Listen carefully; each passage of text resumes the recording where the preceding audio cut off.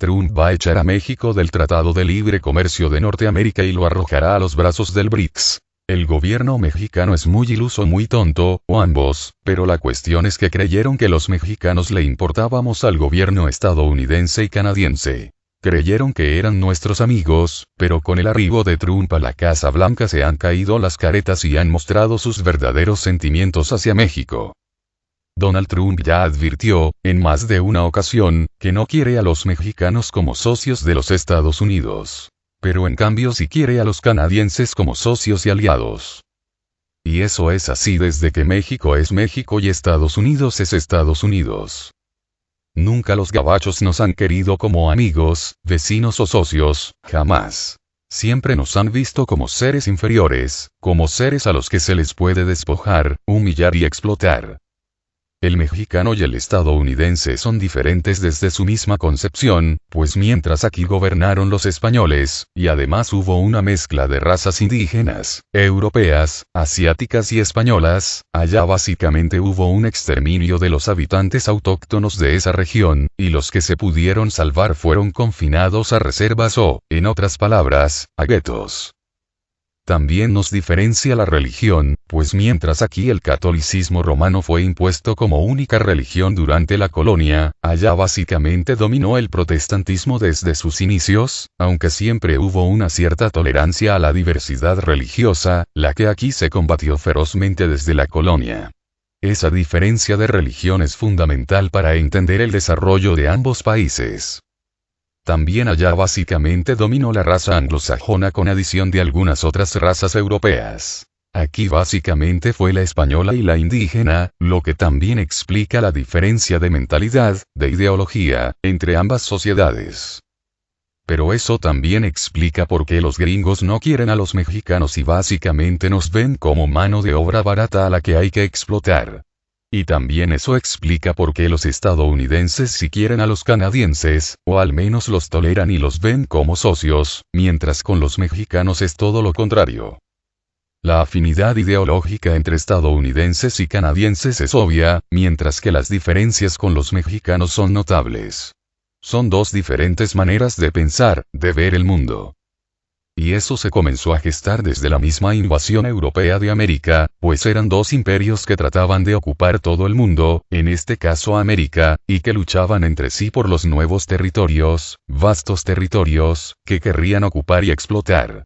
Así, en el norte de América quedaron los ingleses y franceses, entre otros grupos europeos. Y en el sur quedaron españoles y portugueses. Españoles y portugueses eran afines culturalmente, mientras que ingleses, franceses y holandeses eran más afines entre ellos. Así, la cultura, la ideología, la idiosincrasia, que se forjó en ambos hemisferios quedó muy marcada y diferenciada.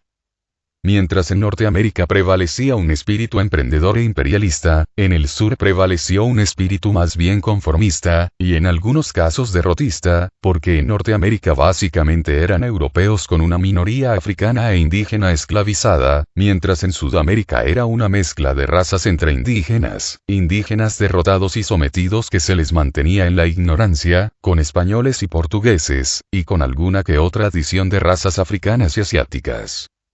Eso moldeó la psique de ambas regiones. Pero como vuelvo a repetir, quizá el factor decisivo que moldeó la forma de pensar de ambos fue la religión. Y también fue la diferencia más marcada. La religión católica hacía oda a la pobreza, tanto material como espiritual. La jerarquía católica predicaba la humildad mientras ellos nadaban en opulencia. Le decían a la gente que Dios amaba a la gente humilde, pobre, para ellos quedarse con toda la riqueza del pueblo. Eso influyó de forma definitiva en la forma de pensar del mexicano y, en general, del latinoamericano. También otra cosa que nos trajo el hecho de que fueran los españoles los que gobernaran por muchos siglos en estas tierras fue la indisciplina, el egoísmo, el conformismo, pues Dios no quería gente rica, sino pobre. Gente sumisa que se dejara manipular por la jerarquía eclesiástica. Pero las disputas entre el imperio español y portugués contra los ingleses se verían reflejadas en los países que surgieron de esos imperios. Así, México desde un principio se vio hostigado por los estadounidenses, pues ellos querían nuestras tierras, tierras que por otro lado México no supo aprovechar ni explotar. Las descuidó y casi las abandonó. Nunca, o casi nunca, se desarrolló un plan serio para poblar esos territorios y para impulsar su desarrollo. Pero eso era lo normal en el México postcolonial, pues aquí reinaban las rencillas, los egoísmos, las disputas entre mexicanos, pues cada quien quería jalar para su lado y nunca hubo unidad, cosa de la que se aprovecharon los estadounidenses para arrebatarnos nuestro territorio.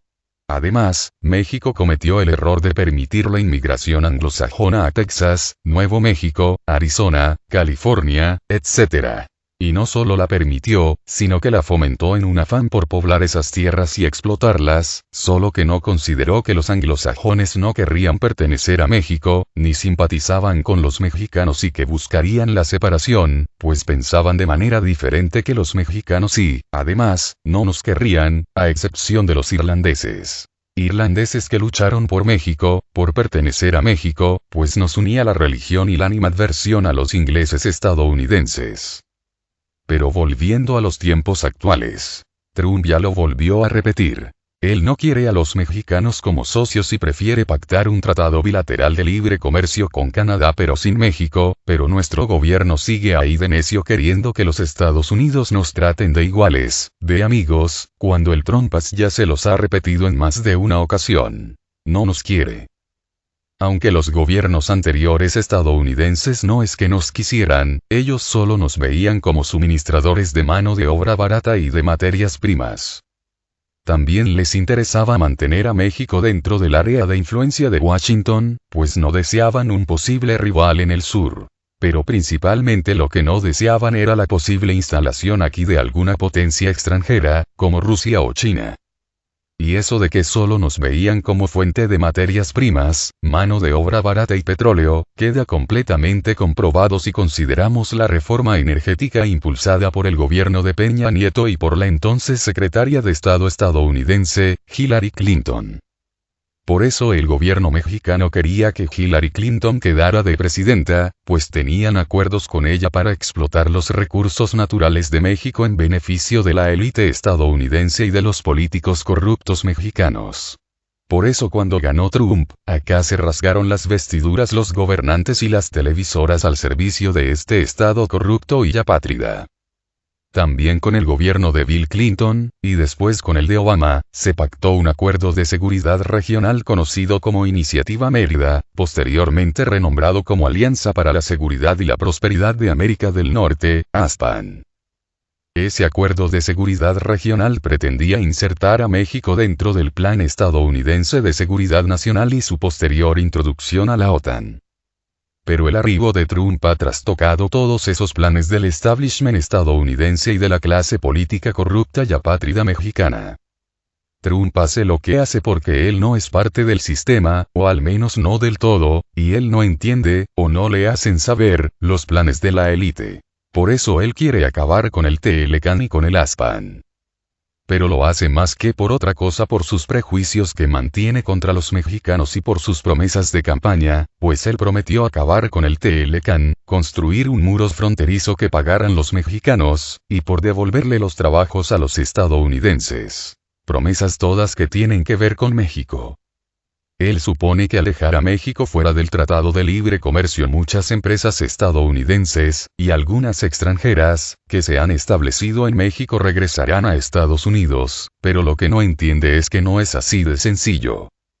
Si las empresas estadounidenses, y de otras partes del mundo, se han establecido en México es por sus bajos salarios, por la disponibilidad de materias primas y energía, y por las facilidades que les brinda el gobierno mexicano. Claro que también es por el TLCAN, pero no solo es por ese factor. Así que, si Trump cumple su palabra y echa a México del Tratado de Libre Comercio, no todas las empresas regresarán a Estados Unidos, es más, muchas emigrarán a México, pues prefieren mantener el comercio con el resto del mundo que solo con Estados Unidos. Prefieren el mercado mundial que solo el estadounidense. Además, si se establecen en Estados Unidos tendrán que pagar mayores impuestos y mayores salarios, muy superiores a los que se pagan en México. Asimismo, los insumos, materias primas y energía serán bastante más caras que en México. Esa es una gran razón para permanecer en este país. Ese es el motivo de por qué Trump exige como condición para mantener el TLCAN que México homologue sus salarios con los de Estados Unidos y Canadá, para que así el país pierda competitividad con respecto a ellos y de esa manera consideren las empresas regresar a Estados Unidos.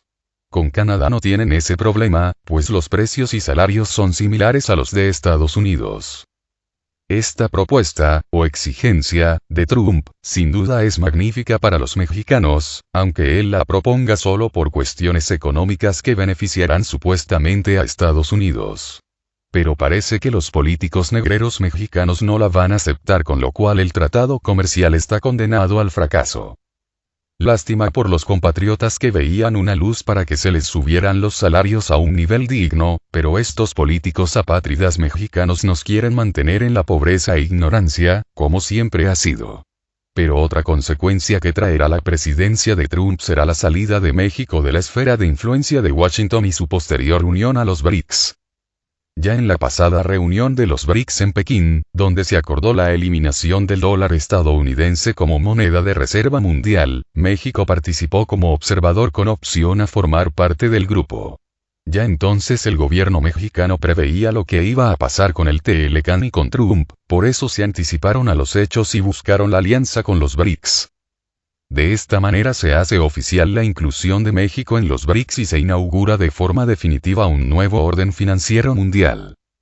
Trump va a traer la ruina para los Estados Unidos, pues por su egoísmo va a perder a un aliado importante, y por su soberbia llevará a los Estados Unidos a una guerra atómica que podría desembocar en una guerra mundial. Esto, desde el inicio de la presidencia de Trump lo anticipé y tal parece que los eventos se dirigen hacia ese desenlace. En el Facebook les pregunté que si querían saber por qué Trump sería una bendición para México, pues esta es la respuesta. Otra cosa que traerá para México Trump será una probable contrarreforma energética, pues los políticos mexicanos buscarán asociarse con los rusos y chinos más que con los estadounidenses. Por lo tanto, anularán la previa reforma energética que contemplaba entregar los recursos naturales y el petróleo del país a las empresas anglosajonas y crearán una contrarreforma para buscar alianzas con los BRICS. Aunque lo mejor, cosa que no entienden los políticos corruptos mexicanos, o sí lo entienden pero les vale, es que los recursos naturales continuarán siendo solo de los mexicanos y, por lo tanto, crear una contrarreforma energética para anular todos los acuerdos vinculantes con el establishment estadounidense y con sus empresas. Así como para modernizar la administración de Pemex y eliminar tanta sanguijuela que chupa de la sangre del país. Aunque las primeras sanguijuelas son precisamente ellos.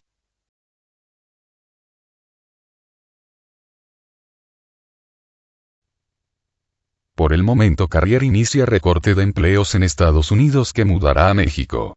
Carrier comenzó el recorte de alrededor de 600 empleos en su fábrica de Indianápolis, como parte de un plan previamente anunciado para reubicar la producción de ventiladores, anunció la firma este miércoles. Carrier inició recortes de empleos en la fábrica de Indianápolis que se convirtió en un blanco del presidente Donald Trump durante su campaña por planes de la compañía de trasladar trabajo a México. Alrededor de 300 empleados se irán esta semana como parte de un plan previamente anunciado para reubicar la producción de ventiladores, dijo Carrier en un comunicado este miércoles.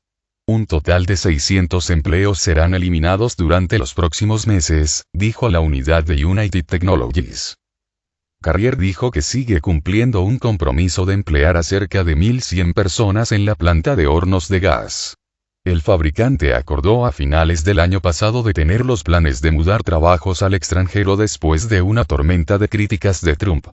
La medida atrajo el interés nacional durante la campaña presidencial después de que un video del anuncio a los empleados grabado por un trabajador con su celular se volvió viral en las redes sociales. Los empleados que perderán sus empleos recibirán un pago único, una indemnización por despido y 6 meses de seguro médico, dijo Carrier. Más de 30 cursarán estudios bajo un programa de la compañía. United Technologies también fabrica motores a reacción Pratt & Whitney y elevadores Otis. Carrier, empresa dedicada a construir aparatos electrónicos para el hogar como ventiladores, aire acondicionado y equipo de refrigeración, entre otros, anunció el 10 de febrero de 2016 sus planes de mover su planta de Indiana a Nuevo León, en un tiempo estimado de 3 años. Tras esto, durante su campaña, el presidente de Estados Unidos convirtió a Carrier en uno de sus blancos favoritos y amenazó con imponer aranceles de 35% a cada aparato de aire acondicionado que importara desde México. En diciembre del año pasado, Donald Trump logró persuadir a Carrier a mantener cerca de 1.000 empleos en Indiana. Sin embargo, de acuerdo con información de Bloomberg y The Wall Street Journal, la compañía de todas formas informó que abriría 1.300 plazas en México, 600 de la planta en Indianápolis y otras 700 de una segunda fábrica que cerrará en Huntington, también en Indiana.